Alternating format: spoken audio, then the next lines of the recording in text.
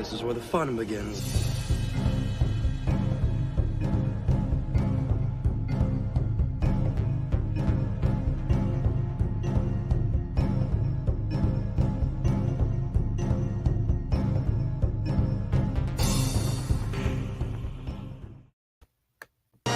The fate of the galaxy is now in your hands. With the new LEGO Star Wars Slave One, you can load Captain Solo, arm your weapon systems, man the cockpit, and take off with the most feared ship in the galaxy. But watch out for rebel ships. No matter the enemy, no matter the firepower, you control the action. With the new LEGO Star Wars collection.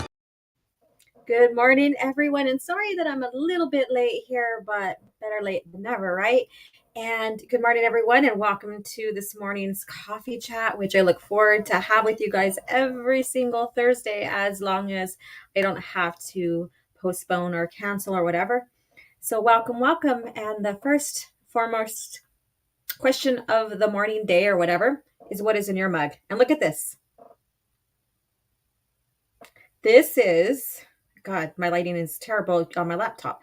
This is one of my merch mugs here, and this is a piece that I've done here. This is my own concept art of hope of Luke Skywalker, and you know, that pivotal moment where I captured a lot of us, where he goes out at the edge of the farm there and looks up at the twin suns and contemplates like his future and getting off the planet, his destiny, all of that, with the beautiful music and stuff. So this represents this within his profile here. So his garb basically is the sands of Tatooine, the dunes, and then you have the twin suns, and you know, in his silhouette.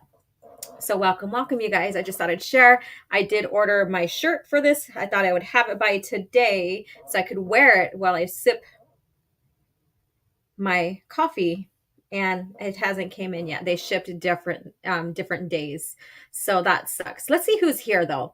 Let's see who's here. Let me turn up my volume a little bit more. All right, so we have Batsy Universe. I've been looking forward to this. Hail OG and hail chat. Well, hello Batsy, how you doing? And then Inquisitor first. Hey, what's up? And then Holiday Special Boba Fett. Hi, chat. I'm so glad you're here with us. Yes, it's going to be about Boba Fett, the Fetts, maybe some Mandalorian culture and stuff, all of that as well. The cringe factor is what made me, excuse me, want to go ahead and focus on Boba's history, especially when it comes to people saying Boba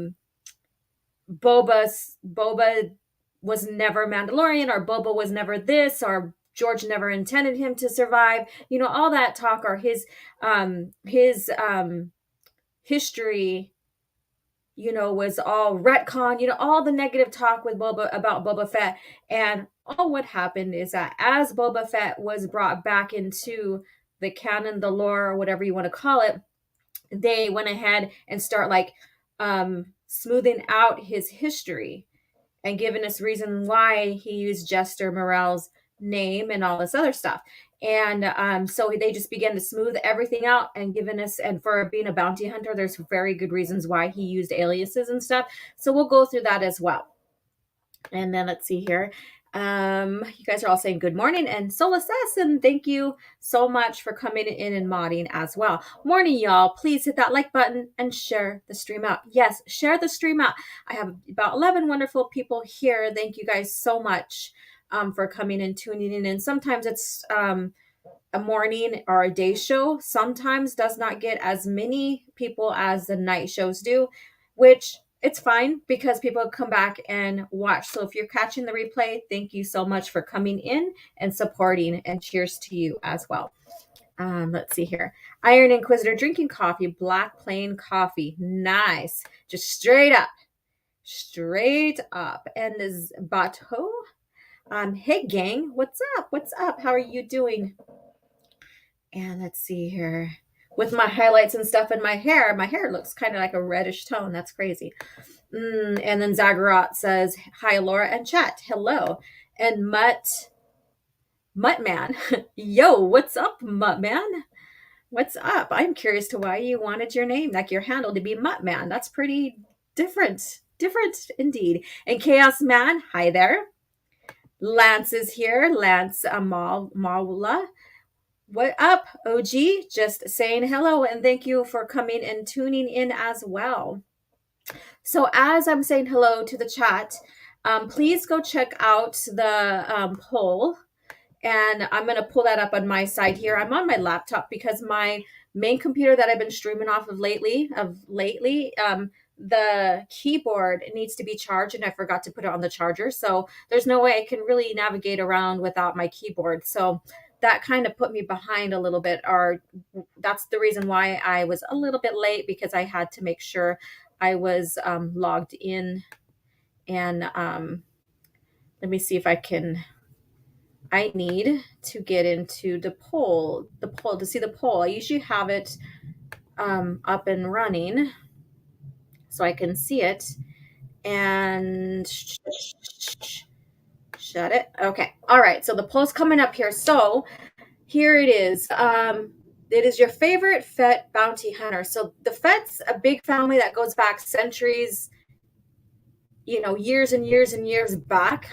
You even have a little bit of history of them way back in the days in the Mandalorian culture. But this is about the modern or current day Fetts here. And this also will test your guys' knowledge, because I think the Fett women are very amazing as well. So who's your favorite Fett bounty hunter? And of course we have Mir to give. She's at 0%.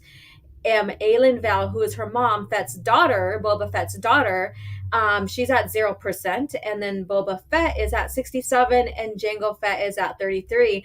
I thought about putting the Fett women in there only because they also took on the family's profession of bounty hunting. And if you got into the lore, you got to know some of them a little bit. I wish they would have expanded on their history a little bit more. That would have been fun to get stories more about Aelin. We did get some about Merta, but that basically is in Legacy or Fate of the Jedi era. So Legacy and Fate of the Jedi, and into Crucible. So so I was hoping that I wanted to go ahead and share the Fett women here as well. So if you know any of their history, which is kind of brief, and vote on them too, but like I said, I thought I'd put the Fett women in there. I still kind of regret it a little tiny bit, because the men, and not because I'm trying to be sexist or sound sexist, but the men are taking the lead because they are well known, because of the movies and because of the lore and all that. So yeah, so go ahead and vote for your favorite one. And again, I don't blame those who don't know more about Mirta and Ayla or Aelin if they don't vote for them. But I just thought I'd throw them in there. Just to create awareness too. Share a little bit of history about the Fetts and the women of the family and stuff, and how even in the Mandalorian culture, the women stepped up as men. And like men, they were expected to be just as tough, strong, enduring, all of that. So if you want to talk about non-binary, if you believe in that, the Mandalorian culture is basically that. There's still two genders. They still recognize that, but they're not specifically human. And the culture expects the women to step up and be as strong and reliable and cunning and all that, just like the men. Excuse me. Let's see. Wouldn't want to miss this. I'm thankful you're here. And then Scottish breakfast tea in my mug. Awesome. That sounds good. Well, with Jango, best outfit and those blasters. So you like his gray and blue armor, huh? Let's see here. Boba isn't Mandalorian. He is the Mandalorian, correct? And we'll get to that. We will get to that. Morning all. Hey, Dikare. How are you doing? And Iron Inquisitor says, please constantly bring up the old Boba contradiction, even though it no longer exists. Right. People, not please, people. Yes, and it was all smoothed out, taken care of. I'm going to adjust my camera here. All of that. But yeah, they want to bring it because they want to say the EU was terrible. That's their thing, without even doing the research and getting to know exactly what the company was doing to make sure that even a character's history, personal history, is basically ironed out. Let's see here. Drake says EU has Boba Fett while Disney has Boba Fett. We're gonna go to that, huh? I don't even want to, even talk about that one. Mutt says I picked Jango because he was the OG and he handled Obi-Wan. Okay, let's see here. And Case's Fett was in the Couture comics and was Mandalore, the ultimate second in command. Correct. And so that's the history. There is Fets, like a whole line of Fets. There's a whole line of history there, but we don't hardly know them because they weren't expanded on. The family weren't expanded on. But I'm happy that we have a Fett all the way back in the olden days, if you want to say the olden days, in the the old republic, way thousands of years before the PT. Yeah, let's see here. Drake says, nah, Mirta pretty cool too. Would have loved some comics or something for her. Yeah, and I think that from Crucible, it's kind of hinted, and I'll get into the history. I've got all kinds of notes, especially Boba's early years to discuss. But it was kind of hinted that she was going to be the next Mandalore, taking after her grandfather. And then it was kind of hinted that they were coming up with a cure, or there was a cure for the nanovirus that Jason or the Moffs had created. Jason and the Moffs had created for Boba, that they leashed onto Mandalore, which was very sad. That was like, imagine, you're finding your place back in your culture. You're the Mandalore, all of that, and you have your family. You have your family back, and we'll get into his history.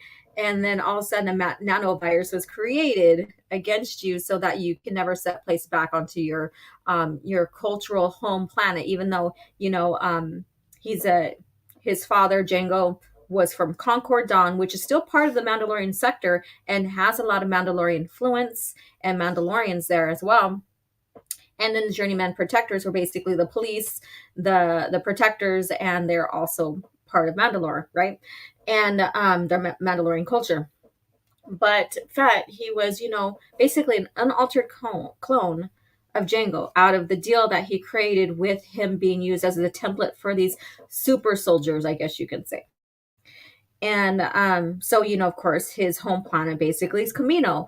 But he decided to go ahead and, make Concord Dawn a place where he would settle down with his family. We'll get into that history.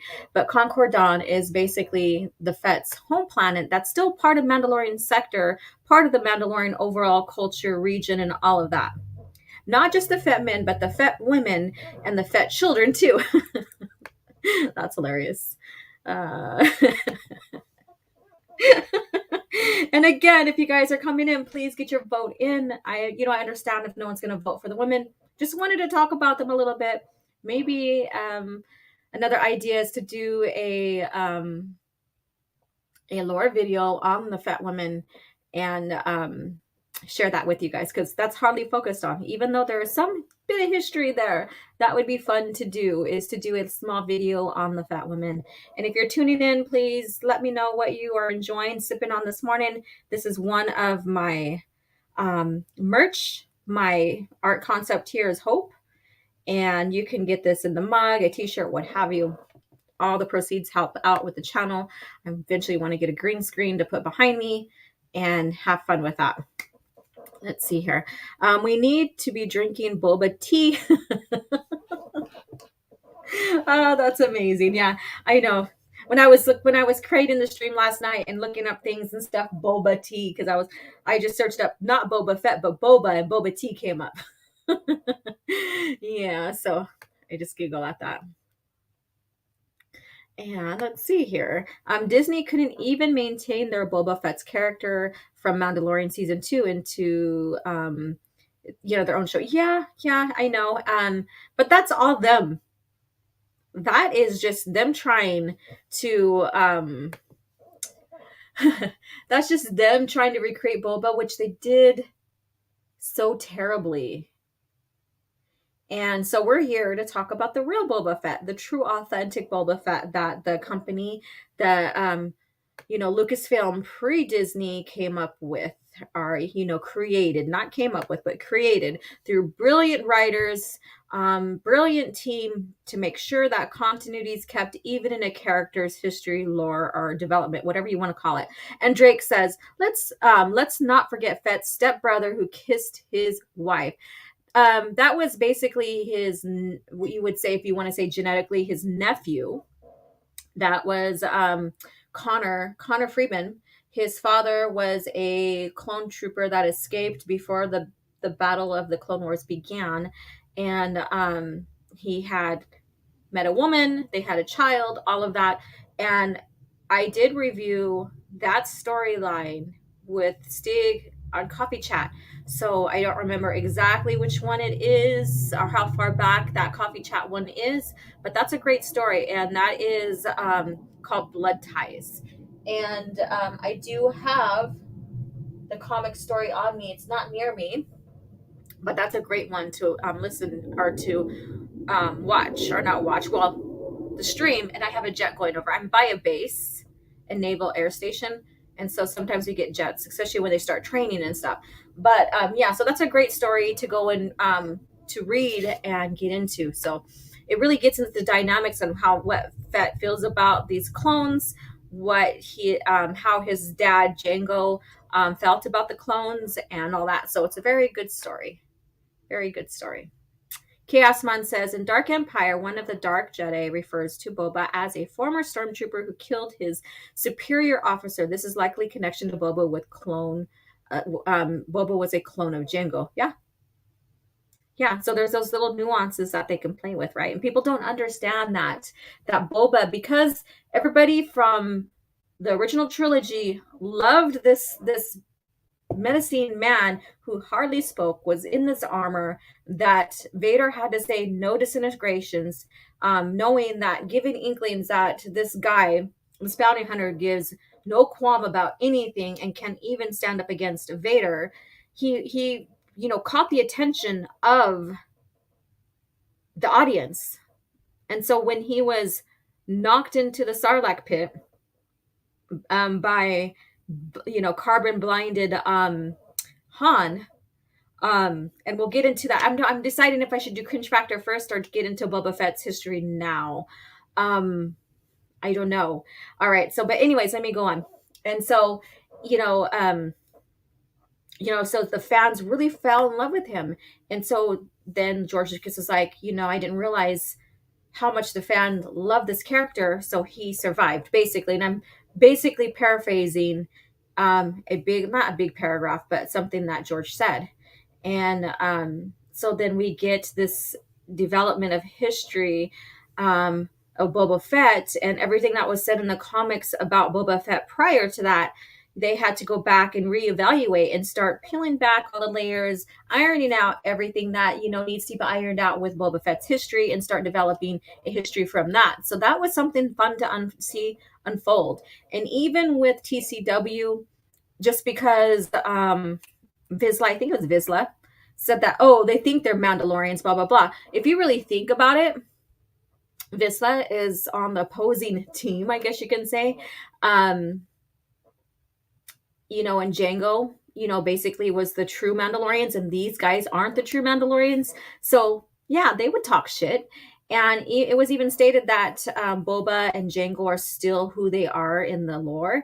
And anything that was created in TCW that kind of contradicted, they started ironing out in past novels. When you get into Legacy of the Force and Fate of the Jedi and Crucible, things are starting to iron out from that, those missteps that TCW did.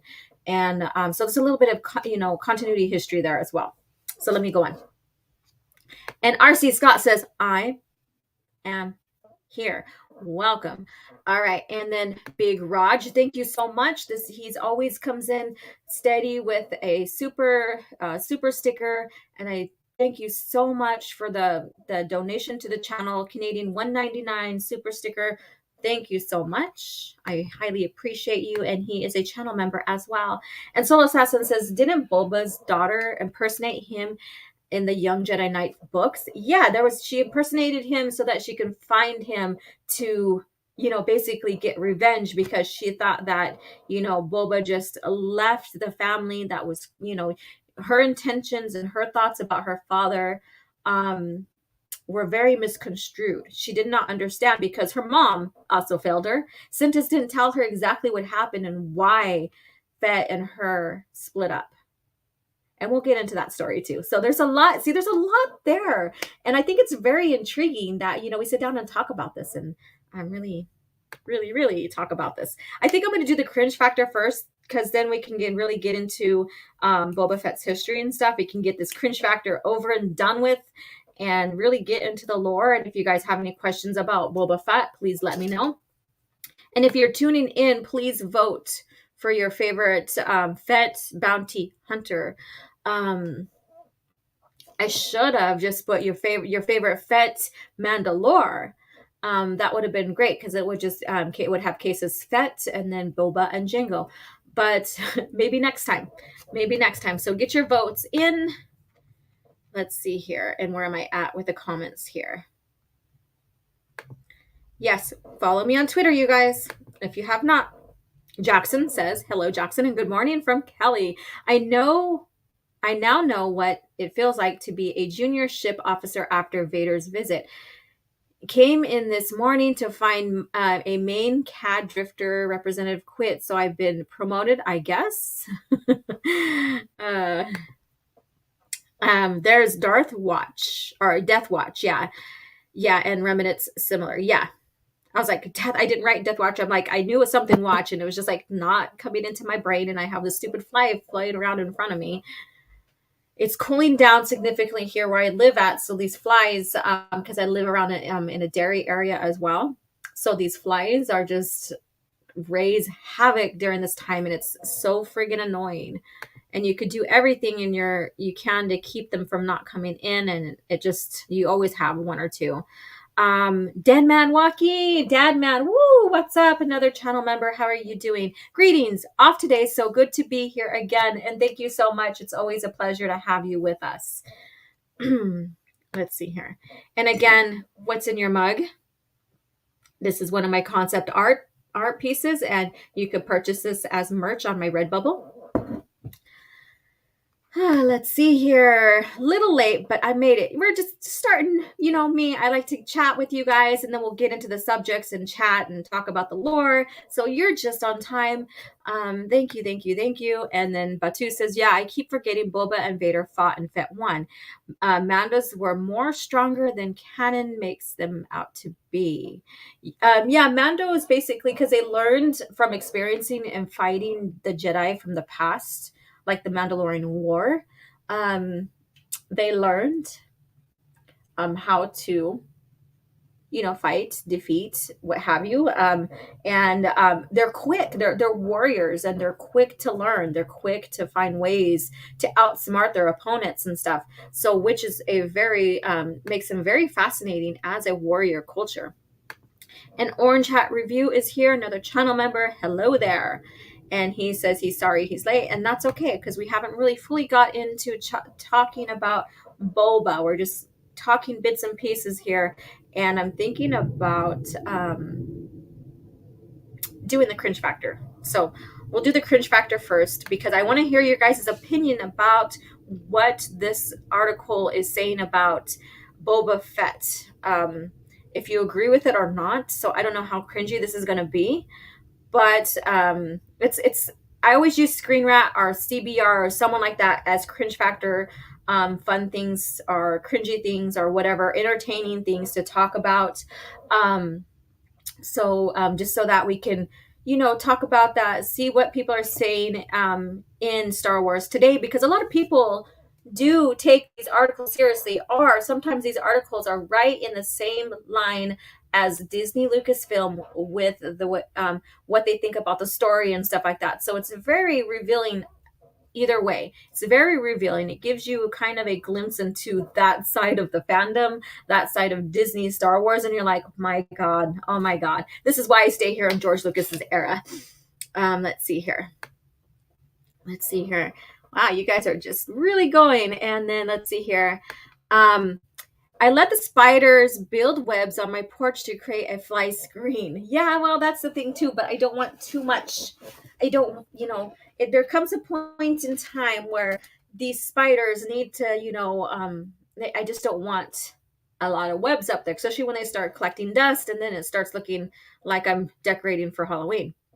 And Iris says, decaf, blueberry sage in my mug. Ah, okay, sounds good. And Matt G is here.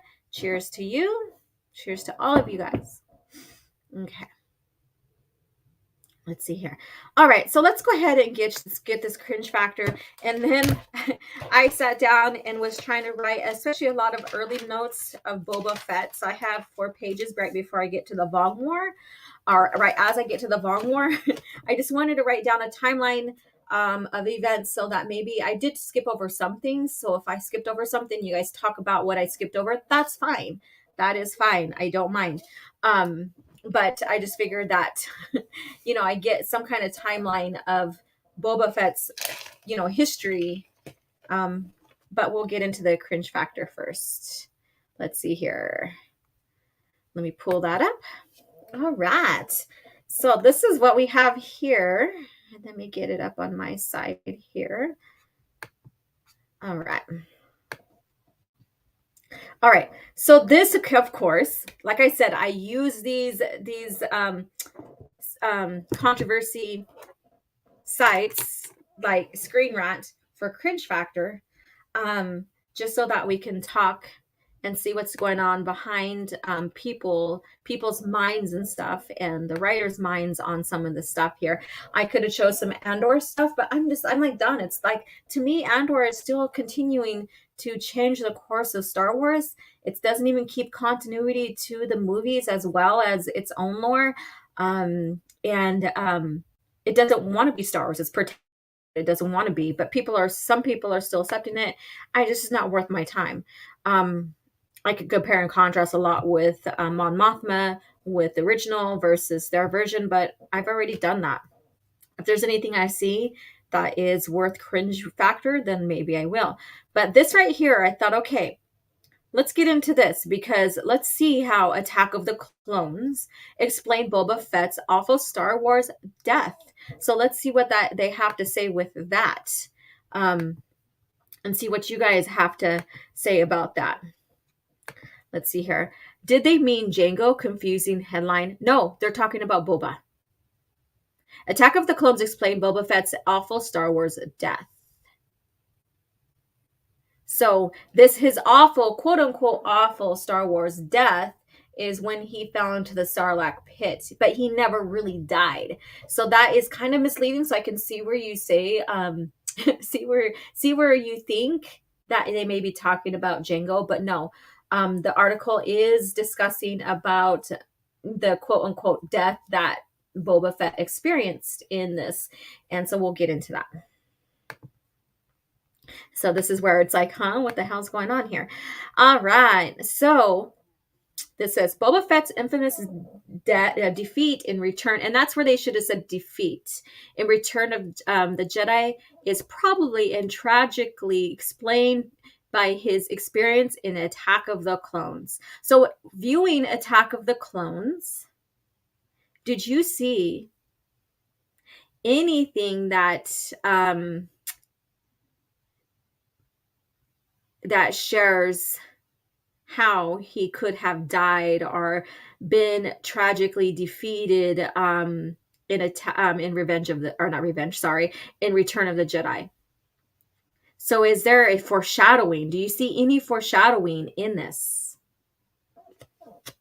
So think, because he is there at Geonosis with his father, Jango. Jango goes onto the arena floor to assist in the defeat, or trying to assist in the defeat of the Jedi during that time.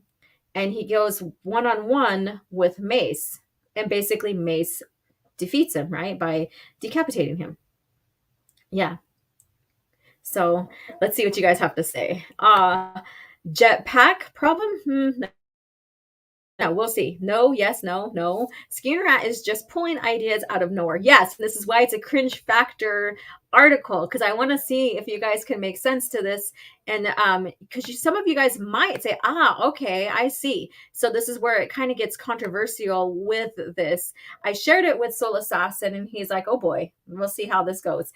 Boba Fett is infamously defeated rather humiliatingly in Return of the Jedi, but his traumatic experience is Star Wars Episode 2, Attack of the Clone, explains why the normally alert bounty hunter was defeated so easily.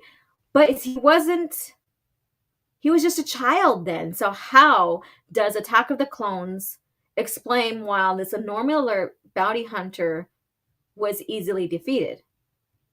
Think about that. He was just a child. We see him right there. So how is he a bounty hunter and how is he normally alert? Other than, he is like, very, into what's going on. He's very alert as a child.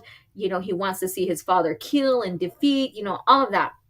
Boba Fett, like his father, Jango Fett, is one of the greatest bounty hunters in the Star Wars galaxy, yet a flailing strike from a blinded Han Solo nearly kills Boba by activating his jetpack and sending him into the maw of a Sarlacc.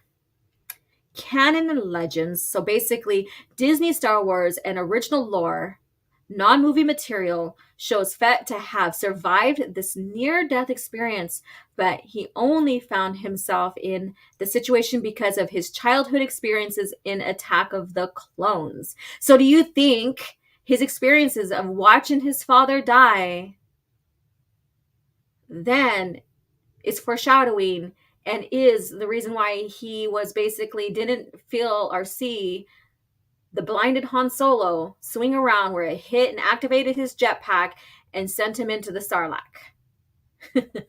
I got to see what you guys are saying. I'm like not even into this article yet. And and you guys are like, okay. Was Jango's head still in the helmet when Boba picked it up?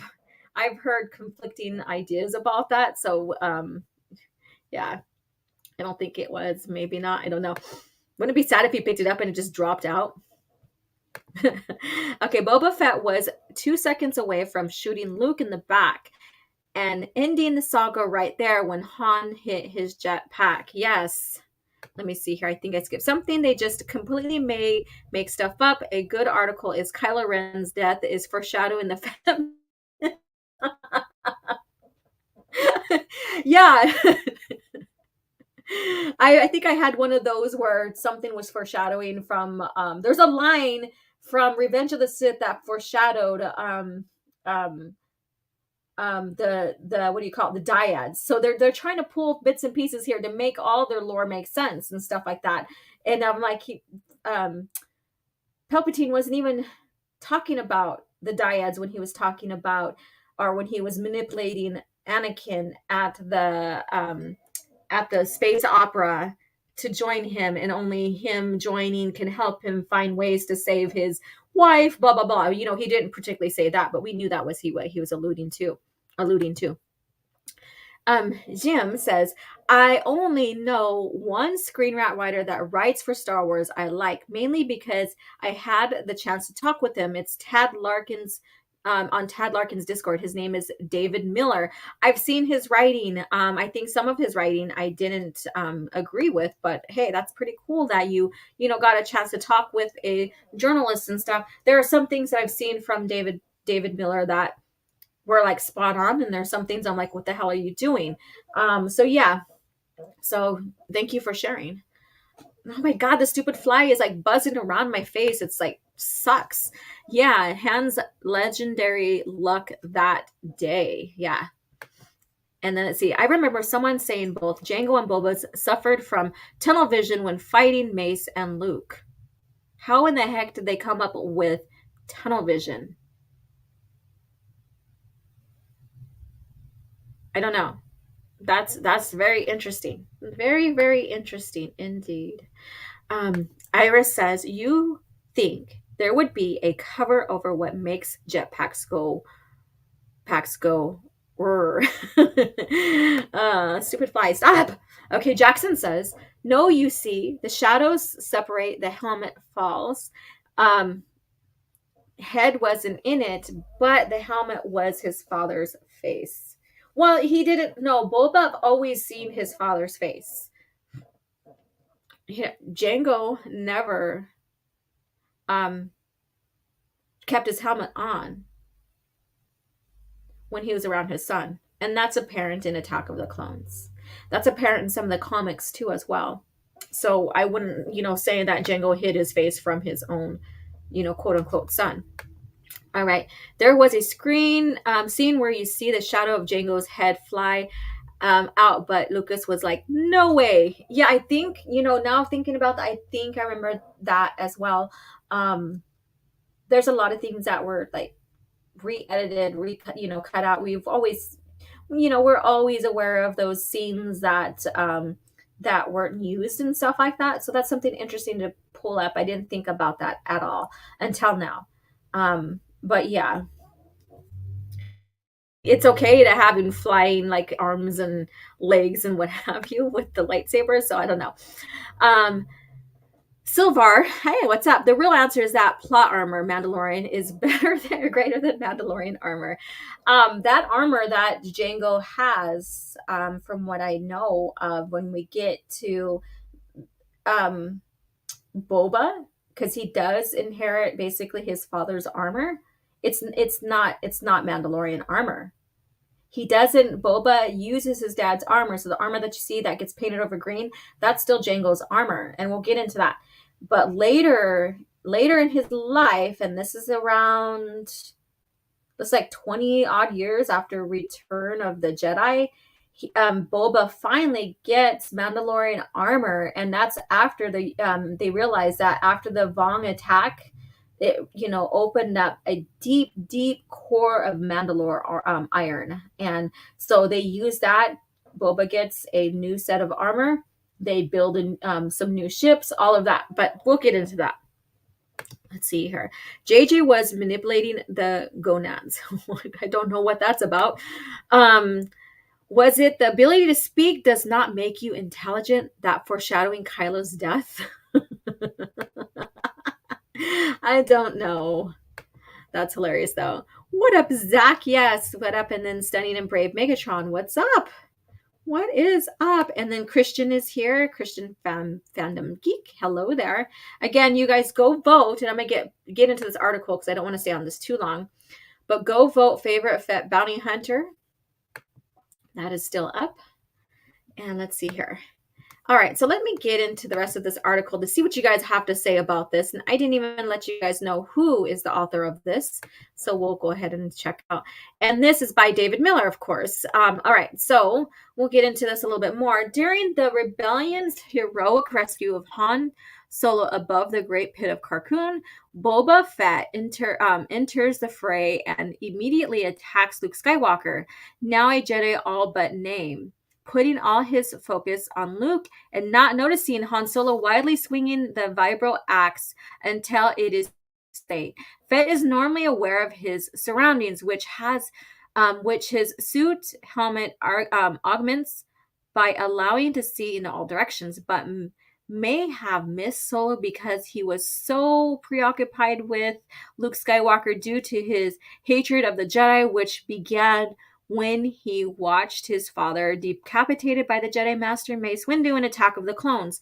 Boba Fett's anti-Jedi sentiment and experience fighting Jedi after the events of Attack of the Clones are shown in both canon and so both Disney, Star Wars, and original lore. So this details would explain the otherwise awful death. So what do you think about that? Because it's saying, okay, so we know the dynamics of the helmets. Yes, they have a wide range of view in there and stuff, but they're saying because he was so focused on Luke Skywalker that he was basically blinded to what was going on behind him with Han Solo.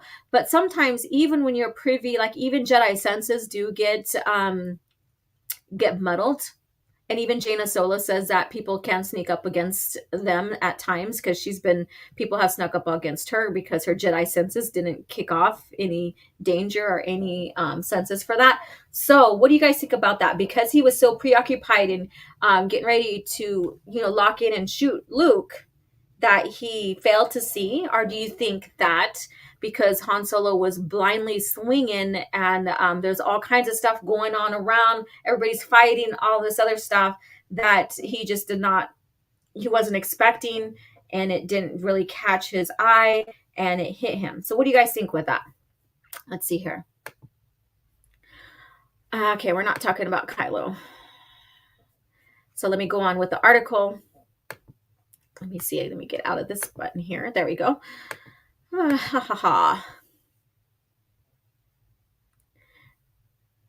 And this is just from a Star Wars comics about Luke saying that his armor's noisy, which doesn't really have anything to do with anything, really. So Soul Assassin says scoundrel's luck. And then Jackson says SWTOR 7.2 patch includes a new planet. Oh, okay. Thank you for letting us know. In Legends material, or so basically original Star Wars, particularly comic books, Boba Fett is shown to be particularly skilled at capturing and killing Jedi who became extremely rare during the reign of the Empire due to the Jedi Purge.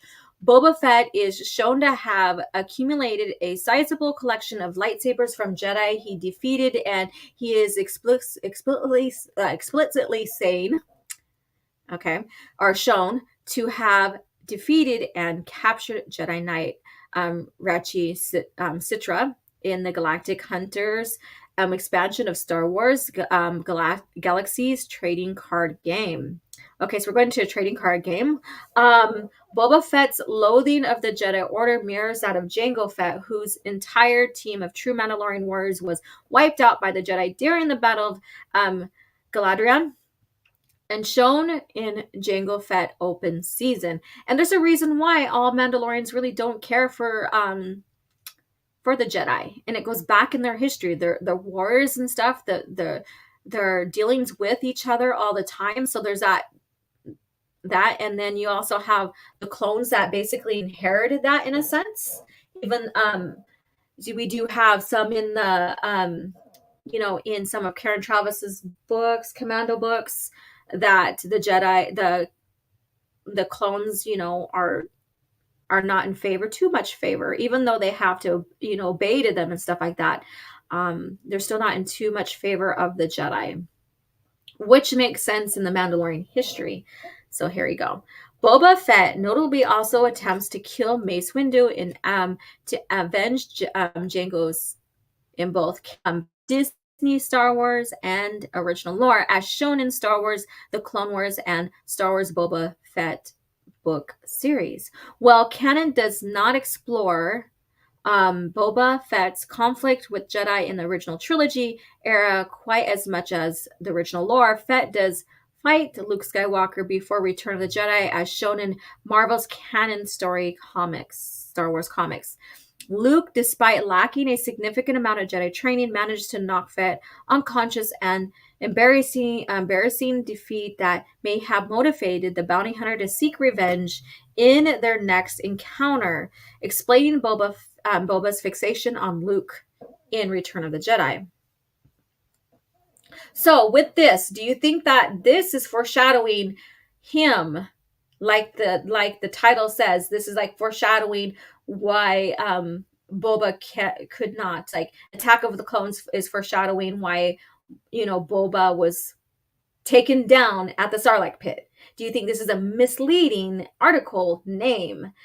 Because there's some things that you could say, yeah, I could see that, or yeah, he was in the midst of fight, and I don't care who you are, not everybody's gonna see everything that's coming at you, and that's even true with the Mandalore. Even with the Mandalorian helmet, you're not going to see everything that's coming at you all the time.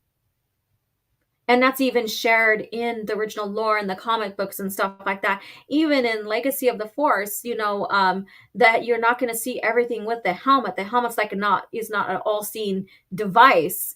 And I think that goes with, I forgot who it was, and if someone is familiar with the series, you can tell me. But in Legacy of the Force, I think one of their stupid fly, one of their Mandalorians got stabbed, or like stabbed in or cut or something, and it wasn't bad at all. But when they were pursuing Jason and Tahiri, and Tahiri got it bad. She got stabbed in the main artery in her thigh and all that. But my point is that they're not all seen with the helmet, and even when they're pursuing Jason Solo at Nickel One, where the rare shatter point on one of them, they don't see everything, and so that's where I'm like finding this kind of cringy, because like I said, the helmet is not all seen. Yeah, you have your peripheral view is a lot wider, but doesn't mean that you're going to see everything coming at you, or you're going to respond to everything coming at you. Jedis have that more so because of the Force. So I just wanted to see what you guys thought about this. Okay, so let's go ahead and read on. Boba Fett's hatred of the Jedi is strongly implied in Disney Star Wars, while Legends or original lore is far more overt about it.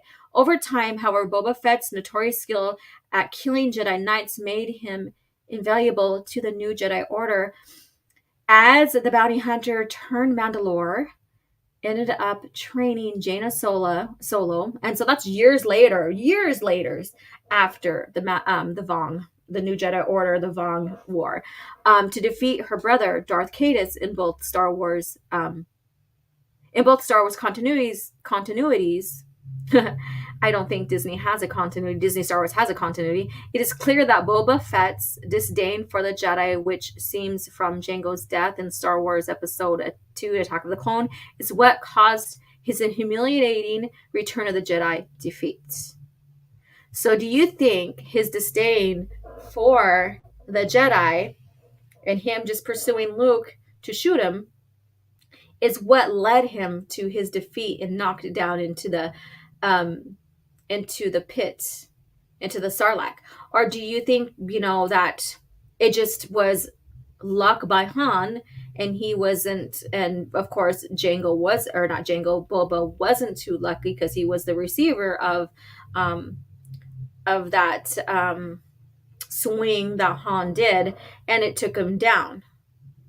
So what do you guys think about that? Do you think that because they're making Jango look like, or not Jango, Boba look like he is too narrow vision, and for his disdain of the Jedi, which I don't think is true, but his disdain of the Jedi made him blind, basically, to what's going on in his surrounding? Or do you think that, he was just in the moment of this fight and was pursuing Luke because that's who was in front of him, and Han got a lucky swing? So let's see what you guys have to say. Because when you get into Boba Fett's history, and we're going to do that here pretty quick, but when you get into Boba Fett's history, he is pretty keen. He is someone that gets the job done. Yeah, he does see some defeat, but that's like in original lore. Every character does see some defeat as well as triumph, because that's what world building and creating dynamic characters is about. They're not all about doing something and being really good at it and not seeing any defeat whatsoever. It builds characteristic. I mean, look, he defeated Starkiller. Well, he didn't really defeat Starkiller, but you know what I mean. There's a lot of things that he did that he that Starkiller story is basically, it's like, because the game development got halted and stuff like that, so we really don't know what happened.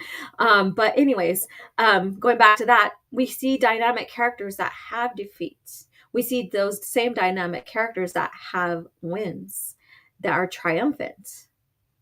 But do you think that this is, like, this foreshadows, like Attack of the Clones foreshadows his return of the Jedi? Do you see any correlation there? Is it even feasible?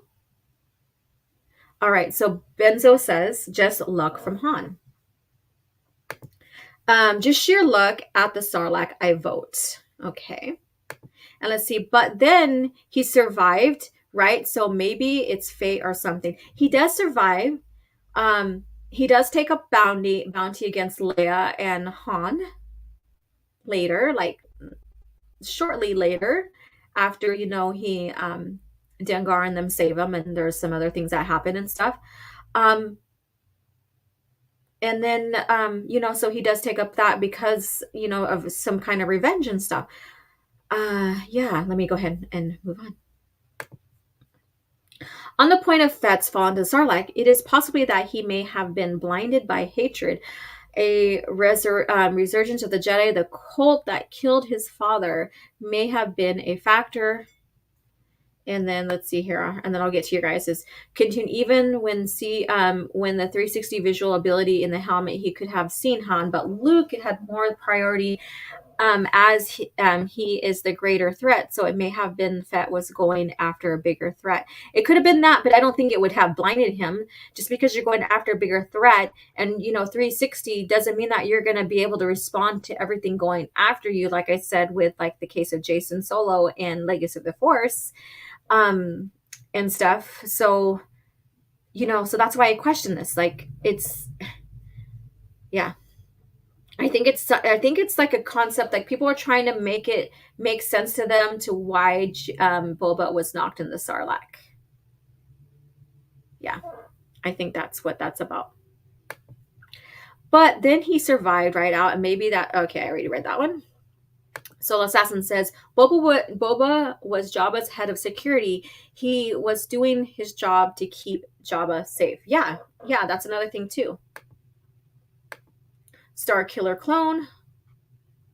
Let's see.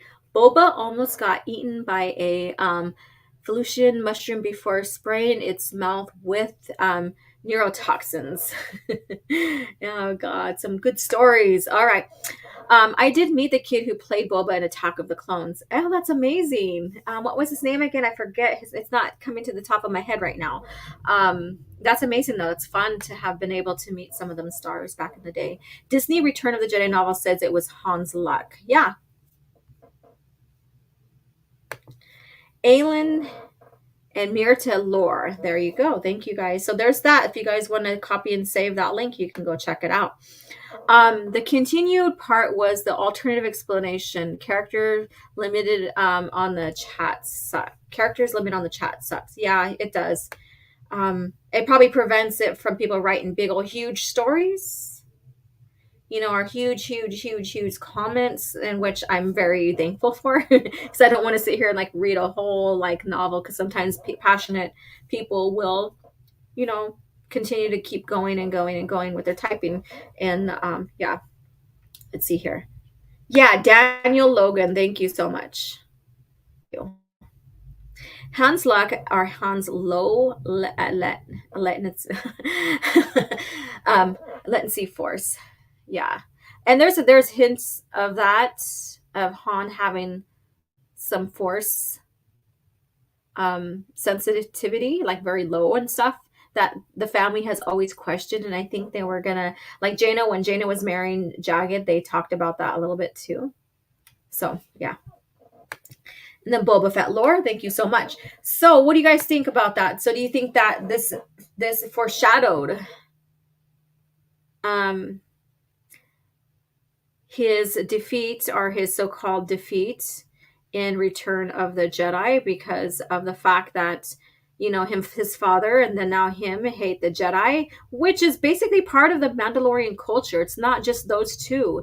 It is the Mandalorians themselves, did not care for the Jedi, and they learned how to defeat them. But do you think that this foreshadowed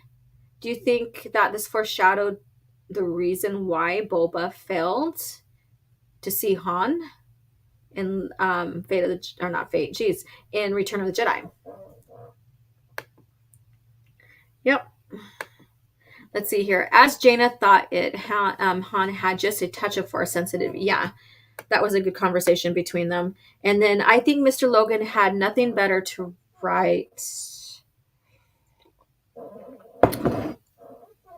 Let's see here. All right. So with um this history of Boba, so we all know, and I want you guys to share with me, um, if you guys know his history, like early history. I'm gonna have a couple questions here, or a few. So I want to start with his early history because we're gonna get into his early history here.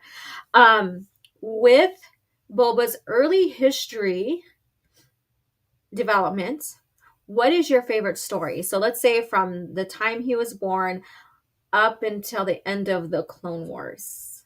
So because there's a lot that goes on. So from his birth to the end of Clone Wars, what is your favorite moment of Boba Fett's during that time frame? So you guys go ahead and type that out. And then I'm going to go ahead and get some history. You can also ask questions. You can also comment on anything I left out. Because like I said, I did a timeline. It's like 4 pages that leads all the way up to the Vong history of Boba. And we'll still go past the Vong history of Boba. But if there's something I missed that you really liked, say it in the comments. And we'll also touch bases on that. Like I said, because it's so much going on in his history that the Lucasfilm developed with the writers, the comic writers, the comics and the novels, all of that. There's a lot to dive into here. So of course we know he's an unaltered clone of Jango Fett, and he had no mother figure. So Jango basically was a single father, if you want to get into those dynamics. And so he solely, basically was raised by Jango. Jango taught him how to be fearless, and one of his big teaching moments as a young child, and I should have wrote the monster or the beast's name down. I think it's Barog or something like that. Anyways, so one of the biggest training moments that Jango put Boba through was going into the cave of the Barog, and like I said, I'm probably getting the name wrong, so I'm sorry, to retrieve in the mouth the tooth of that monster, that creature, and then come back and return and give it to his father. And the reason why Jango put Boba through that was, hello Stig, excuse me, was to teach him that he no longer has to fear, because he faced the biggest fearful creature in the whole entire galaxy. And he said, now that you faced, because Boba did succeed, but he was very kind of timid at first, but he went in and took care of it anyways. But that the whole point was that now that you face the most fearsome creature in the whole galaxy, you have no reason to fear anymore. So that was a biggest lesson that Boba Fett ever went through in his childhood years. His own father put him through that, and so I thought that was amazing. So let me see what you guys have to say. My God, this fly! But no, it was not foreshadowing of his defeat at the time. He wasn't caring for the Mandalorians, or he was only out for himself, just scoundrel's luck, in my actual opinion. Yeah, and that you'll go into the Mandalorian thing, but he's still a Mandalorian, even though he wasn't raised one. He was mainly raised as a bounty hunter, but he was also raised by the code that Jango, enacted, that the true Mandalorians also went by. So there's a little bit there, but he wasn't raised under the culture of knowing some of the ways and knowing the language and stuff, and we'll get into that. So let's see here. Oh my God, the stupid fly. And I have my camera off because this thing is like flying around my face and around me. And it's like it knows it's annoying me. And so it's like, yeah. So let's just go ahead, and she's on camera, or she's on her live stream. Let's just make her life miserable, because that's what they're here for. So I'm not on screen because I need to swap this little shit. Phil says, when he tried to kill Mace in the Clone Wars cartoon, was honestly happy that we got to see Boba trying to kill Windu. Yeah, we'll get into that as well. And hello, once again.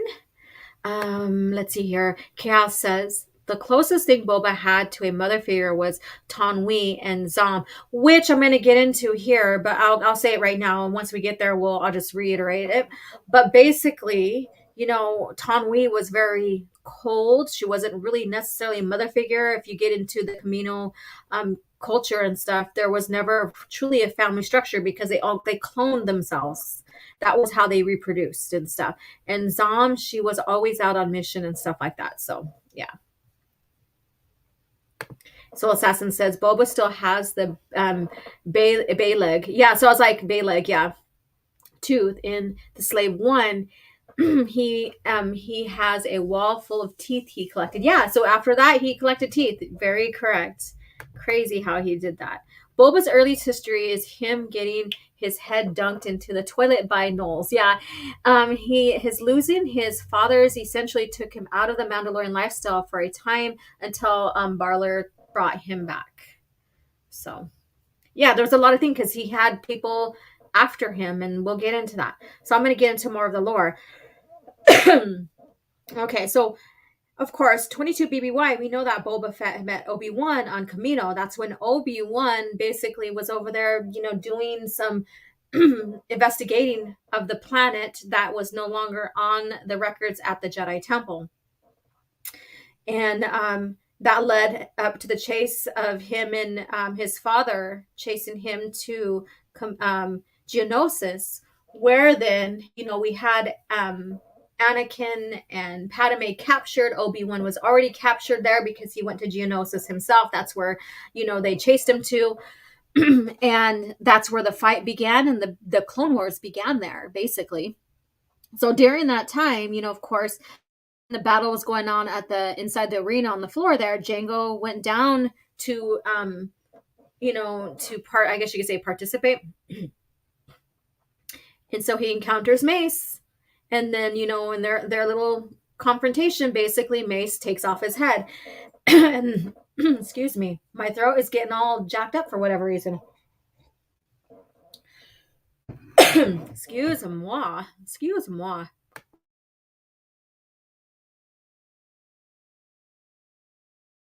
All right. So, and of course, then later on, Jango goes down into the arena after everything's said and done. And, we get that picture of him mourning his father's death with the helmet, him looking at the helmet, all of that. And he later takes, his father's body and buries him in the red sands, the red earth of Geonosis there. So that was like, a huge moment there for, Boba Fett. He's no longer, with his father, all of that. And then after he buried his father, he returned to Camino because that's basically where, the place he only knew of, that's where he grew up at. That was his birth planet. Yeah. And he was captured by Aura Singh. Man, oh man. I don't know why my voice wants to fail me today. Okay. And he was taken to Dooku on Roxas Prime. And during that time frame, the Republic fleet was sent out there, and that during that time frame, Boba was able to escape, and so he got away. And later, he was found by some clones and sent to an orphanage on Bespin. And from there, Aura Singh found him, and she wanted to gain access to Jango Fett's bank account. So she took Boba with him to Argao, and that's one of the big banking planets. Of course, if you know about the big, banking planets and stuff.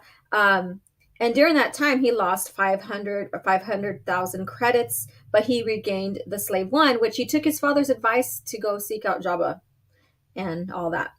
And so there's a lot of advice and stuff that Jango basically gave to Boba on to help him, expand his career and blah, blah, blah, blah.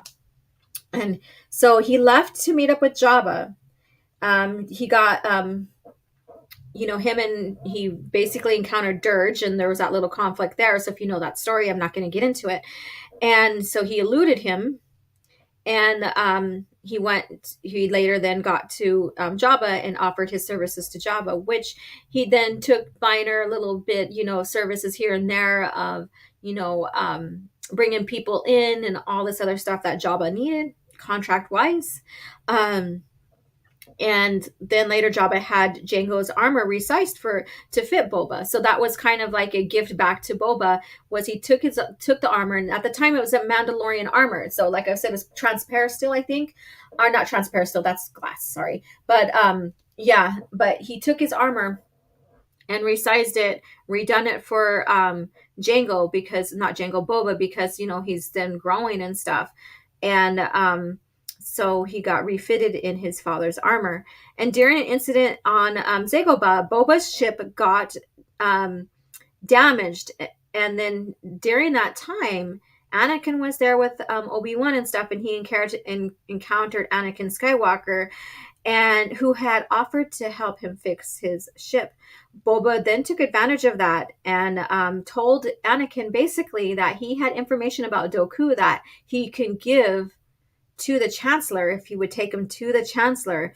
And Anakin, hesitantly took him there, where inside the office of the Chancellor, Mace was there, and they confronted each other, where the Chancellor had gotten between and stopped them. And so basically, the Chancellor already knew who Dooku was, and still gave him some money, a payment for telling him the same information that he knew already, and basically sent Boba on his way. So yeah, let's see here what you guys have to say. Let's see here. I wonder if Jango's training of Boba was the same that Jestemriel used for him. I don't know. That's something that we really didn't get to see, huh? With getting the tooth and everything, maybe. There are certain trials like a young man has to go through in the Mandalorian culture to become a young man or become a man, and stuff like that. So I wonder. Idea for Star Wars AU fanfic was with the Fetts. Jango gets rescued from captivity by other Mandos before killing Tor, really takes up the role of Mandalore and starts a Mandalorian bounty hunters guild. Boba Fett never cared for the guilds.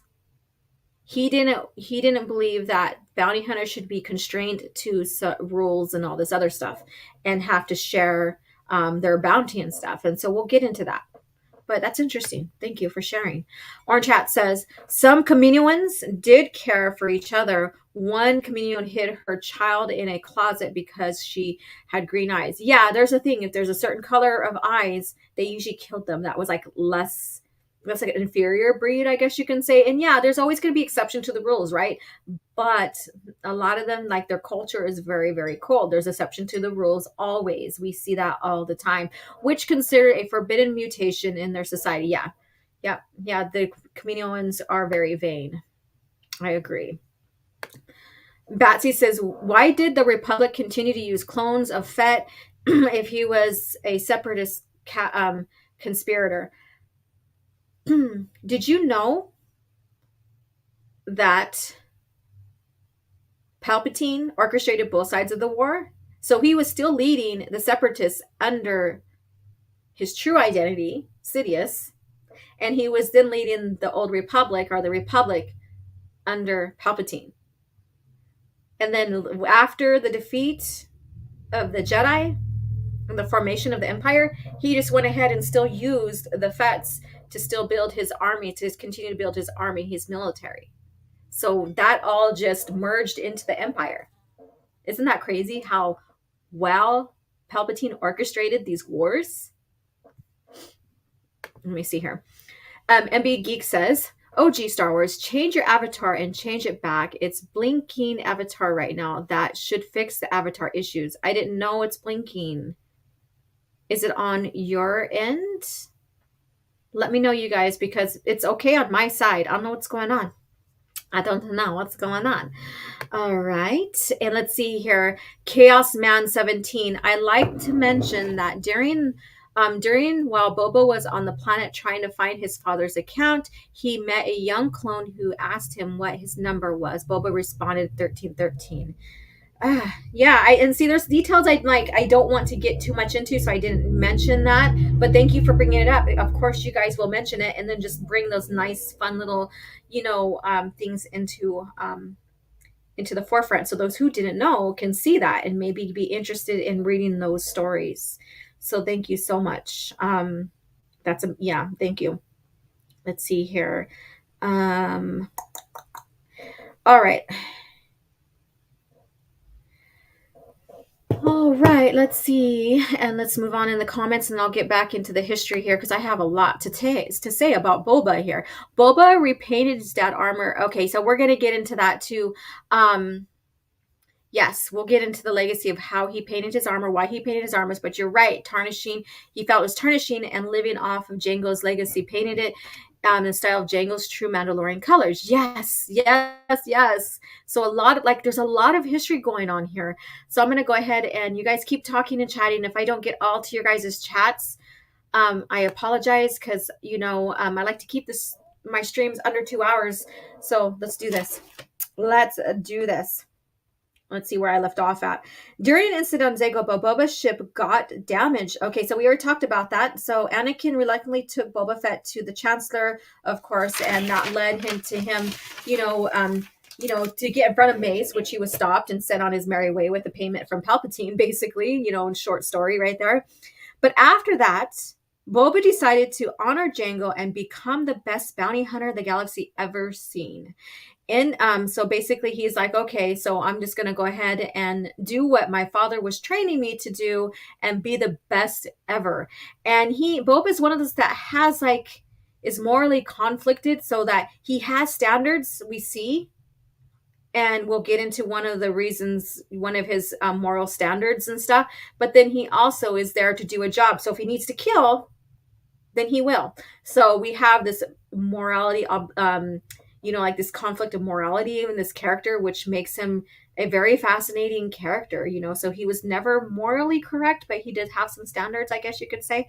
At the end of Clone Wars, Boba traditionally became a man. So basically at the age of 13, the Mandalorians had to go through trials and stuff, and they become a young man, so it's a rite of passage. And then during that time, he painted his armor green and red to resemble Jango's armor during the Mandalorian Civil War. So during that time, before he had his armor, to the silver blue that we see in the movies and some of the comics and stuff, during the Mandalorian Civil War, Jango's armor was that green and red. During the Jedi Purge, Boba assisted in hunting down Jedi like Ferris Olin and even Obi-Wan Kenobi. So if you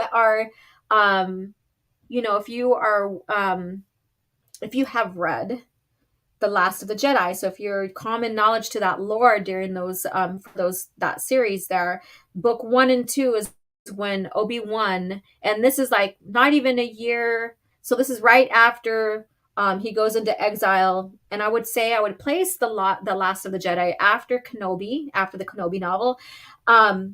Obi-Wan is conflicted and realizes that he needs to leave Tatooine because that's going to further help him stay in exile and protect Luke, blah, blah, blah. There's stuff at stake. And he had counsel with Qui-Gon. Qui-Gon was like, Luke will be okay. I'll make sure he's okay, blah, blah, blah. You need to go ahead and take care of that. And the short story, it was about any remaining evidence on Polis Massa of the twins' birth, making sure that those little minor stuff that they overlooked was erased. And then he returned. So that was the only reason why Obi-Wan left Tatooine just shortly after his exile, still within 19 or 18, right after BBY, right after Attack of the Clones, or not Attack of the Clones, Revenge of the Sith. And and then he settled down and did his duty, trained, protected, and remained in exile, hidden, so that when the time was right, Like my mug says, hope, when the opportunity of hope arises, that he can spring into action, right? So there we go. Let's see here. At the age of 16, Fett fell in love with a Kifar bounty hunter, Sentis Vel. So one of the most famous, Kifar people that we know of is basically Quinlan Voss, but she too, a beautiful woman, and she can hold her own. I mean, she could easily become a Mandalorian and live the Mandalorian culture because she is one tough woman here, Sentis Val. And they basically had a child and married, and so Boba Fett decided to settle down and become a common man basically, and have his family, raise his daughter and stuff, and he became a journeyman protector. But during that time frame, so he took after his grandfather Jester Morel and even used his name in some instances during that time.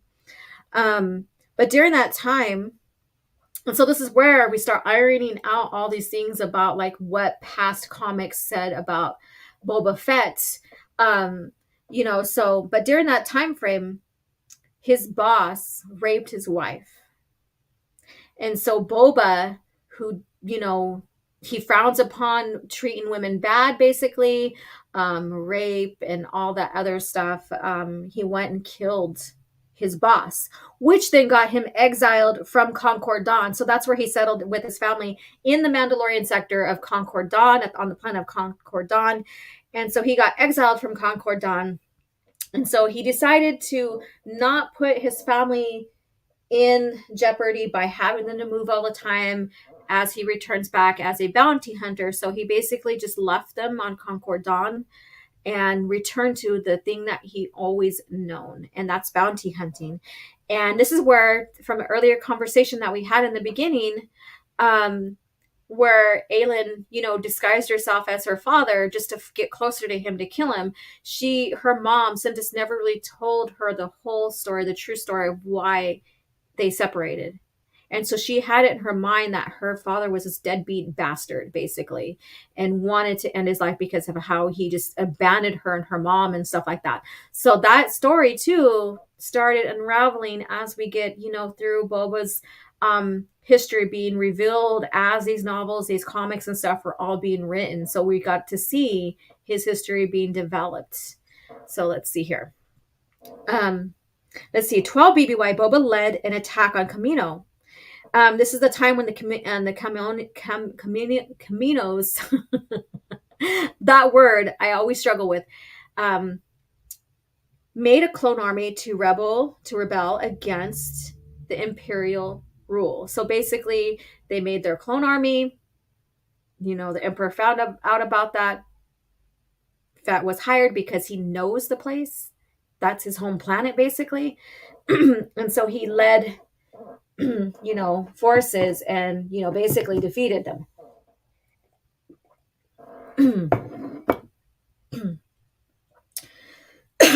And his first encounter was with Han Solo was about 5 BBY. So if you're familiar with the Han Solo trilogy novels there, that was his first encounter contractual wise with Han Solo. So so basically he took that contract by the Besati Hutt clan due to an incident on Elysia. And if you guys are familiar with the story, Elysia, the inhabitants of the planet are basically species-wise cousins to the Hutts. And Han led, basically, did some things that weren't so feasible for these guys because they were brainwashing their followers, basically. And Han, basically led people to kind of rebel against that. Almost, so basically, Boba Fett almost had Han until Lando injected Boba with a toxin which makes someone obey any command. So this is like a truth serum, basically, but not necessarily like you're going to tell me everything. This is more of an obey kind of thing, like I'll do what you say kind of thing. And so Lando basically told Boba, you're going to get in your ship and fly away. So that's what led, helped Han get out of that situation. So because of Lando. So And then one BBY, Boba was contracted to hunt down Galen Merrick, Vader's clone apprentice. And so we get into that story there. And Boba escaped near death by vengeful father of. Okay, so now let me go back to Galen Merrick. So during that Forces Unleashed and stuff like that, of course, Vader had a contract against his apprentice and stuff. And because the story wasn't finished, we don't know exactly what happened. We can only just speculate on that story. And so I'm familiar with the story, but I never played the game. Let me see what you guys have to say. Holiday special Boba Fett. Speaking of painted armor in ESB and Return of the Jedi, you can see remains of yellowish paint under the green. Yellowish equals the color of armor, the holiday special, his first appearance. I have to take a look at that. Thanks for pointing that out. So I'm going to go ahead and take a look at the poll, and I don't expect anybody to have voted for the women, but I just wanted to get that up there to have you guys be familiar with, like, Aelin Vel, his daughter was a bounty hunter, and then Mirta Gev, the granddaughter, was a bounty hunter. So we have this family history of being bounty hunters and Mandalorians, right? And Mandalorians are not, people think, well, people can't be bounty hunters and still be Mandalorian. Mandalorians took many professions. There's a lot of Mandalorians that basically didn't live on the planet and lived elsewhere in the galaxy. But whenever the leader, the Mandalore, called them into action, they came and they listened to the Mandalore and they did what they needed to do to defend their cultures or whatever the call was made upon them to come into action. So their culture was very unique that way. Very, very unique. And I think people just don't understand the fact that Mandalorians were also, who also contained or had other professions, that the culture was just a way of living, a way of existing and stuff. So there we go. So basically Mirta and Aelin got 0, and I kind of expected that, but I just, like I said, I used it as a tool for you guys to get to know them a little bit better. And then Boba Fett is at 72% because basically his history is more fleshed out than Jango's. We have a whole history of his, where Jango's, we know that as a child he was rescued and adopted into the culture and stuff like that. And his life ended at, was it 22 BBY at the Battle of Geonosis. But Boba Fett, we have this long history that comes out of the original trilogy. And so he's far beloved more than maybe Jango is, but some of you guys might disagree, and that's fine. And then so Jango is at 28%, so I'm going to close it now. Thank you guys for voting for that. Okay, yeah, thank you guys so much. Let's see here. I'm going to close out that window now. There we go. And let's see here. Let's see here. Abunaz, thank you. Another channel member listening right now, but I have to attend staff meeting in 10 minutes. That's okay. Thank you for dropping in anyways and supporting. Just press the like button, let us, and thank you for letting us know you're here. And Holiday Special Boba Fett says the fans deserve their own coffee chat. I know, right? I mean, I would love to get into their lore too, especially when it gets into Mirta, because Mirta is more expanded on than her mom. And poor Aelin gets killed by Jason Solo. There's some history there. So if you didn't know that, there's like, with the Solo family and the Fetts, there's this back and forth. And at one point, the Fetts and the Solos work together. So it's very, very interesting little history there. I like the play that the authors did when developing stories between the Fetts and the Solos. Very, very interesting. Very interesting indeed. Soul Assassin says, many professions like bounty hunting, gladiator fights, and mercenary work are badges of honor for them. Correct. People misunderstand that Mandalorians, it's not just a lifestyle that they just commit to and do nothing else. They're like all over the galaxy with many professions, especially some professions that, go into their lifestyle as Mandalorians, right? And so I think it's very unique how they expanded on that. Let's see. CJ says, honestly, I had not heard of the top 2 of the poll. Yeah, so Aelin is Boba Fett's daughter, and she was a bounty hunter as well. Sintas Vel was the wife, and she was a Cathar bounty hunter. And then Mirta Give is Aelin's daughter, so granddaughter of Boba Fett. So I highly recommend coming to that. And maybe over this week, the rest of this week, I'll share more information on my YouTube community page here, and as well as the Twitter community page, so that you guys can get to know the Fett lineage more. You know, because Boba Fett is widely expanded on. Albanos says there should be a new Mando show with the EU Mando saying this is the real way. Well, I'm here to tell you this is the real Boba Fett here that we're talking about. All right, so let's see here. And where did I pick up at here? All right, so Boba escaped near death by the vengeful father of Lenova. So Lenova is his boss that he killed. Lenova is the one that raped his wife, which made him which exiled him from Concord Dawn. And so Boba Fett was thought dead. So this is the second time Boba Fett was thought dead. And so Boba took advantage of that by lying low. And he also worked with Connor Freeman. So basically that's what someone alluded on, or basically spoken about in the beginning of the show. Connor Freeman was a son of a clone. This clone basically got away in the early phases of early development before the Clone Wars started, and created a family. And their Jango Fett was contracted to go find him and kill him, or bring him back and kill him. So either or. And I think it was kill, because it was kill, because Boba was going to be the sniper, okay, for that. And when Jango realized that this clone had a family and had an infant son, and his wife was there hiding with the baby Connor, he couldn't kill him. Actually, he did kill him, I believe.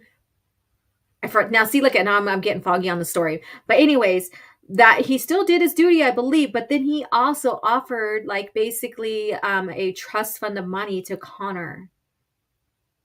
And so Connor, from there, Jango took care of him.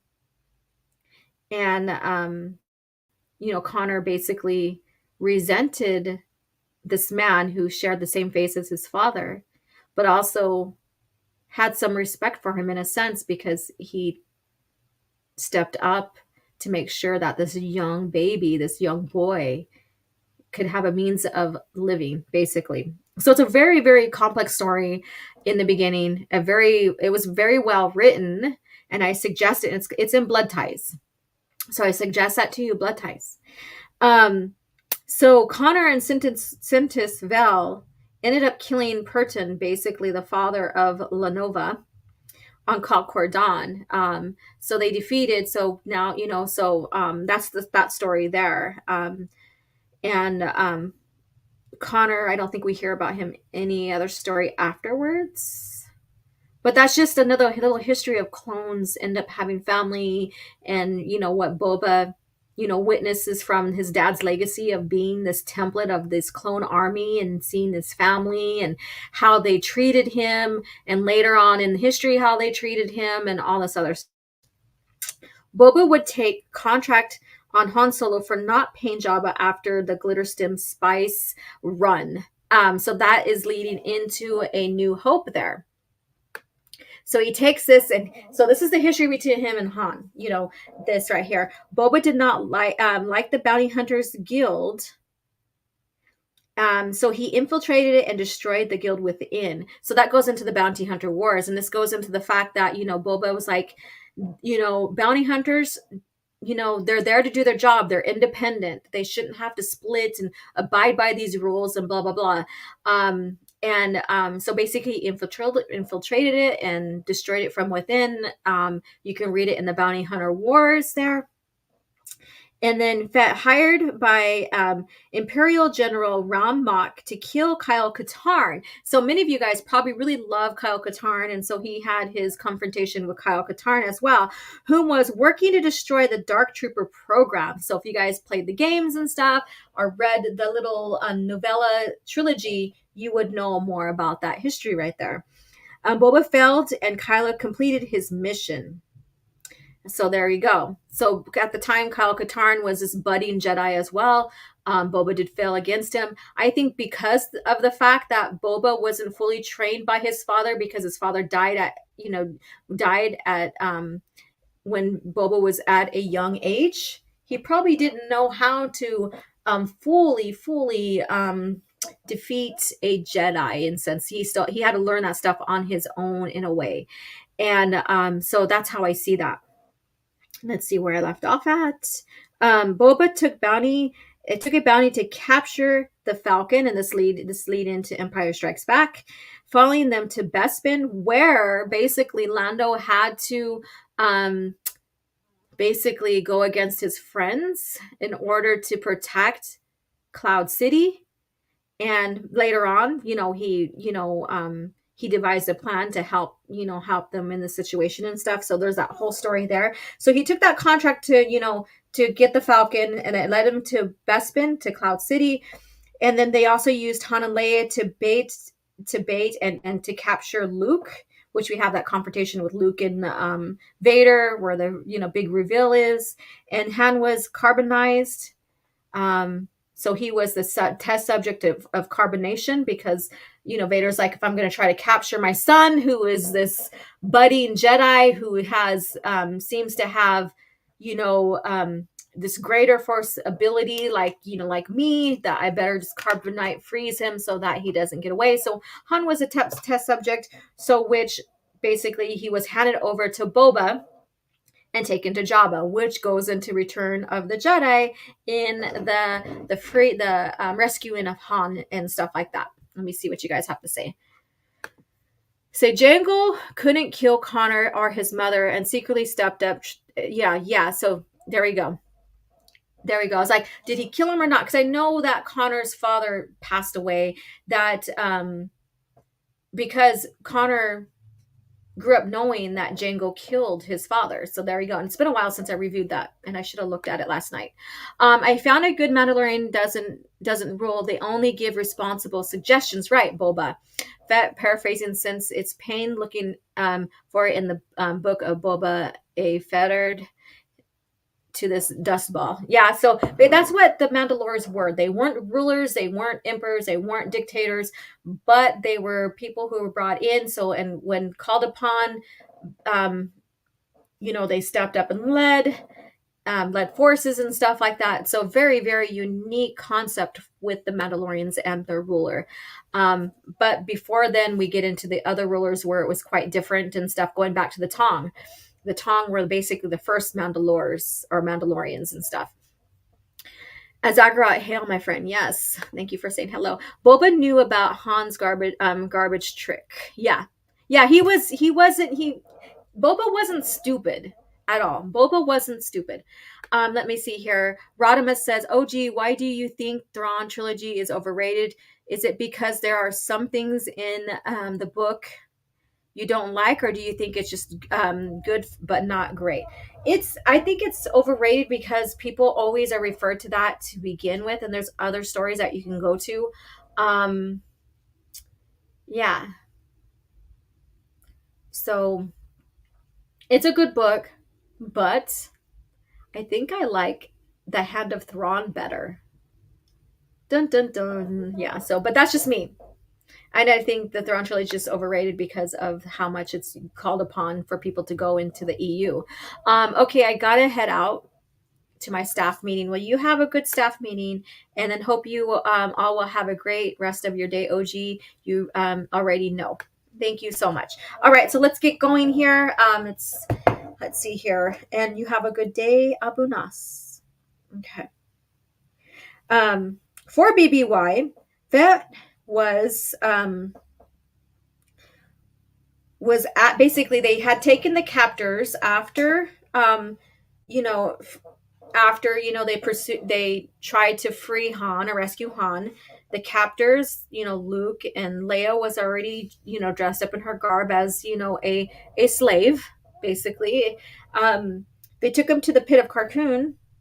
And from there, Luke had another plan, which, fruitioned. And Boba, who was basically part of Jabba's crew during the time there, stepped up to help protect Jabba, and so he joined the fight. But during that fight, he's confronting, turning to blast Luke, and Han was swinging his swinging his stick, but swinging the vibroblade or whatever it is, and end up hitting Boba's jetpack, which went off. And because it went off by surprise, he couldn't gain control and ended up in the Sarlacc, and which he escaped later. So there's that, and that's what that Cringe Factor story was about. So it was just in the heat of the moment, the heat of the battle, and like I said, other incidences of Mandalorian fighting Jedi and stuff like that. And I brought up Jason Solo and our Darth Caedus when they were on Nickel One, and how Jason could easily overcome them in a sense. Mir to Give was basically shoved up against the wall or thrown up against the wall and fell on her head, knocked out, and that's how she was captured by Jason as well. So, but crazy stuff there. Mandalorians, even when they have their helmets and they can have a wide range of vision, doesn't mean that they're going to be able to respond to everything. It doesn't mean they have those quick reflexes to respond to everything as well. So that's why I don't think that Attack of the Clones is foreshadows anything when it comes to Boba Fett. He was just there to protect Jabba and the mission, and so that these people that he had encountered before could basically be fed to the Sarlacc and be done with and stuff. So yeah. So this news of Boba Fett's death helped him lie low, even changing his ship. So he basically, he got another ship, not basically retired during the time Slave One, I guess you can say. And Boba took many contracts, and then after that, around 10, so he laid low for a little while, changed ships and stuff like that. And then about 10 BB or ABY, to 21 ABY, Boba took many contracts, during that time frame, and I'm not going to get into all the contracts there, involving Hutt seeking revenge on Han and Leia for Jabba's death, also against Jaden Korr. So there's a lot of history there and stuff in between that. Boba took a big contract from Kamino against Finn Shisha. So if you guys know how Boba Fett became Mandalore, this is leading up to it. So basically, the Kaminos had a contract against Finn Shisha, who had led a past attack against them. Boba tracked Shisha to Shogun in the Mandalorian sector. Shisha saved Fett from local wildlife and basically succumbed to mortal wounds. So during that time frame, when Fett was pursuing Finn, he saved Boba, but he was basically mortally wounded. And during that time, before Boba Fett, did a mercy kill, and also to fulfill his contract, Finn asked him to step up, basically take his father's role, Jango Fett's role, that he was raising Boba to be. So basically, this gets more into Boba Fett's lore. So Boba was created not only to be a bounty hunter, but also to be the next Mandalore. So that gets more into the lore of the Fetts there. And so take his place as Mandalore after taking Finn Sisha's place as Mandalore. And because Boba does have some honor in him and stuff, he went ahead and took that responsibility. But he wasn't raised solely a Mandalorian. So, his life with his father was ended shortly. His father died when he was a young boy. He didn't get to be exposed to a lot of Mandalorian culture other than what he's seen through training on Kamino with all the troops, all the soldiers, all the clones. And so he ended up befriending people like Baveen and Novak and others who helped guide him and advise him during his time as the Mandalore. And so he was Mandalore all the way through the New Jedi Order and into Legacy of the Force. And so that's a very long time. That is a very, very long time. And I have 15 people watching, so please hit that like button. And thank you guys for tuning in. Boba entered into an uneasy alliance with the Vong during the New Jedi Order, the Vong Wars. And he only did this to help protect Mandalore. So he was thinking out for the greater populace of the Mandalorians and the planet and its populace and stuff. Later, to help save the Republic and defeat the Vong. So when he turned on the Vong, that helped the Republic gain victory over the Vong. So the Mandalorians under Boba Fett helped determine which way the war was going to be, in a sense. And not only that, but Zonama the Jedi. So they all worked together at one point. And there's a point during that time where, Fett and his Mandalorian saved Han and Leia as well. So again, you have that dynamic of the Fett, the Mandalorians, and the Solos and the Jedi, going on there. And because the Vong did realize that Boba Fett, and the Mandalorians turned on them, they did attack Mandalore, basically wreaking havoc on the planet. But that did benefit the Mandalorians in the long run. And that goes all the way into Legacy of the Force, where they uncovered a place that was opened up by the bombardment of the Vong on the planet, where there's a deep ore of the Beskar was found. And so they use that to their advantage. And that's when Boba Fett, that during that time frame, like years later after the New Jedi Order, the Vong War, Fett got his Beskar Gam. And so he got to trade in his father's armor for Beskar Gam. And so that was crazy. So that's some history there. Like I said, I skipped over, the legacy and stories that happened after that. But basically with Legacy of the Force and stuff, Cadus, started rising, Jason started, turning dark and eventually became Darth Cadus. We had the Skywalker family kind of at odds with each other on the direction of the war, where Han sided with his planet, Leia siding next to him, even though she was playing both ends, basically burning the candle on both ends as a Jedi and as a wife to a Corellian. And so Boba Fett was basically given the contract to kill Thraken Sal Solo. Basically, Han Solo's cousin that looks and sounds like him, very similar features and all this other stuff, because their family history, they come from siblings that were twins, and stuff. So yeah.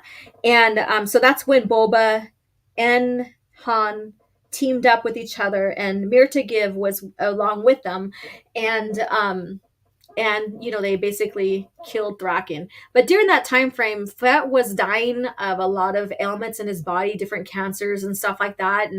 And he was seeking out a serum that was created to help, clones live longer. Because when they were developed, their aging process was sped up as well. So later, after the war and stuff like that, they were able to create a serum that slowed down the aging and stuff. And so Boba wanted that and wanted to help him with his aging and help him find a cure and stuff like that.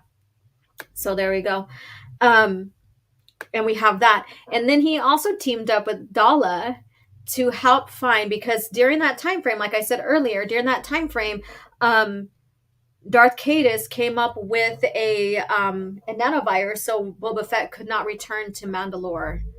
And he's the ruler and stuff, so he got help with Dala on finding a cure for that, and he also rescued her from prison and all this other stuff. And she helped the Mandalorians, and in their favor, he offered up his Mandalorians to help fight against the Jedi, all of that.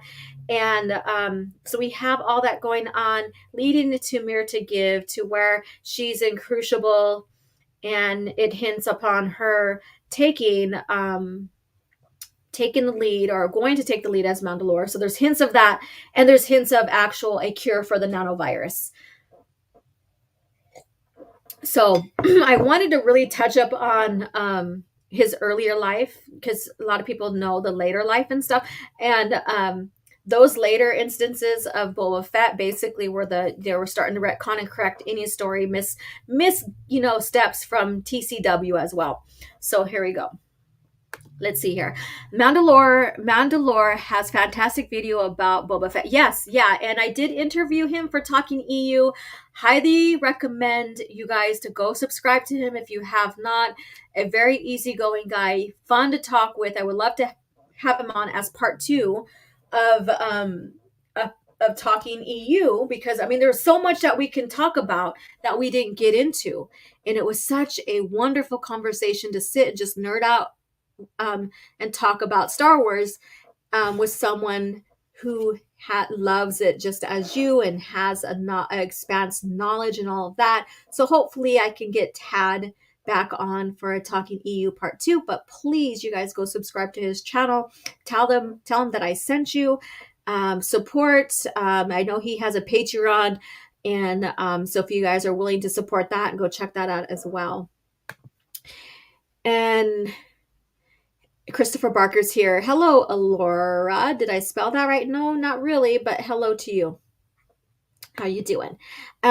Steve Kenobi says, after I finish the Dragonlance book I am reading, I will be reading Wraith Squadron. And that's another series as well. That's great to read, is the X-Wing series. So there's a little history on Boba Fett as well as that article, Cringe Factor. I thought I'd tie both in together and give like a account of Boba Fett's history. I know there's some things I didn't get to go into fully, because it's a lot. This history that was created around Boba Fett, his evolution of character, all of that amazing stuff. You can get a full history again on the Mandalore's channel, and it's under, I think, biography on the playlist, and he has other biographies there as well. So if you find your favorite character, check that out as well. Tell them, subscribe, tell them I sent you guys as well.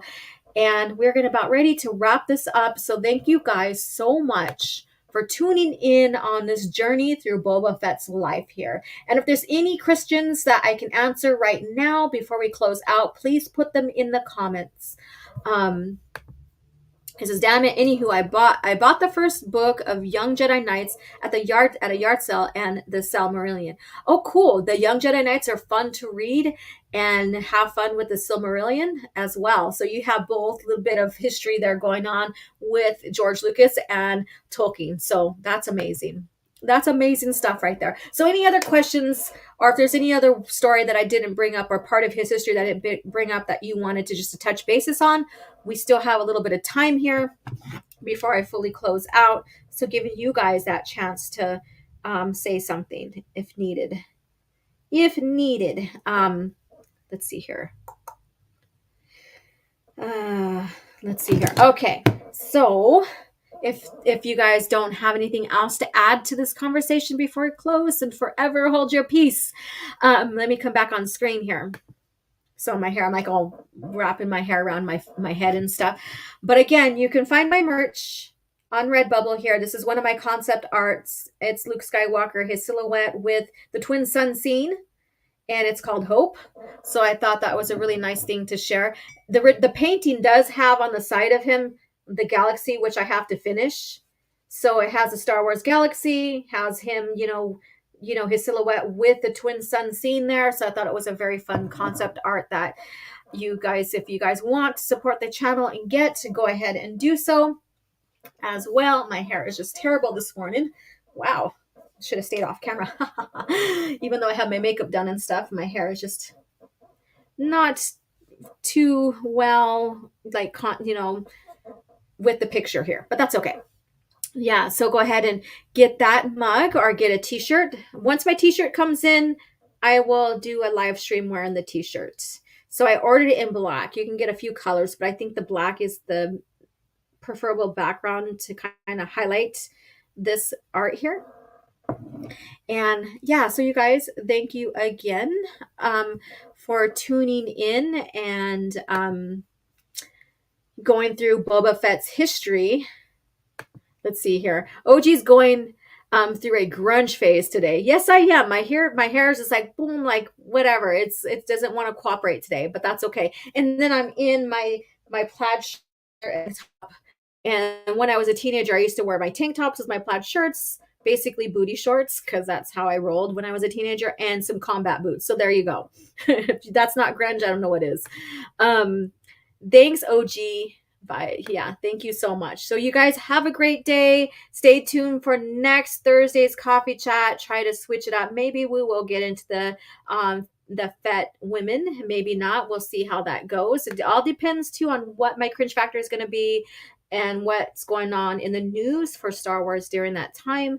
So thank you guys again, and may the Force be with you. And I'll talk to you guys later. See you on Twitter, and go into the community pages here and on Twitter for more Fett history for the remaining of the week. Those who want to post anything about the Fetts, feel free to do so. That's what those communities are about. So you guys have a great Thursday, and I'll talk with you later.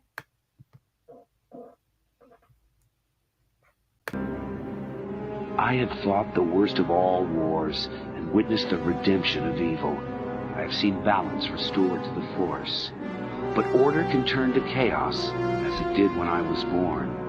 Now, with my loved ones and my loyal allies, I face a new challenge unlike any before. And I'm not sure at this time we can win. Star Wars Vector Prime by R.A. Salvatore, the first novel of the new Jedi Order.